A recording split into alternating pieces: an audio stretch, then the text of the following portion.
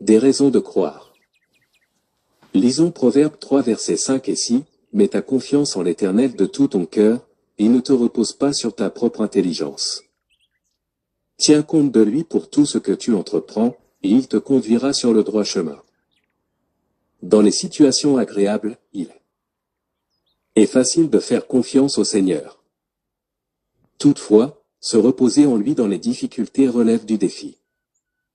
Pourtant, c'est précisément l'appel que Dieu a lancé à David.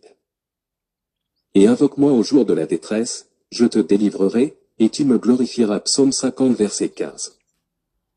Comme nous l'avons déjà vu, nous pouvons faire confiance à Dieu, puisqu'il nous aime. Cet amour est clairement manifesté par le caractère du Père, la mort expiatoire du Sauveur et l'adoption du croyant à titre d'enfant de Dieu. L'infinie sagesse de Dieu est une autre des raisons pour lesquelles nous pouvons lui faire confiance. Romains 11 verset 33. Il connaît ce qui est bon en toutes circonstances, et ses jugements sont parfaits. Nous ne comprenons pas pleinement le plan divin. Dieu voit entièrement et clairement notre vie, alors que nous n'avons qu'une perception limitée de la réalité. De prime abord, ses choix ne nous semblent pas toujours sensés. En outre, nous pouvons dépendre de Dieu, car il est souverain.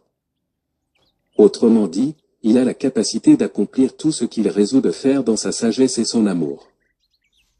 Rien ne peut se mettre en travers de son chemin. Il règne sur toutes choses, Satan doit obtenir sa permission pour agir. Job 1 versets 9 à 12.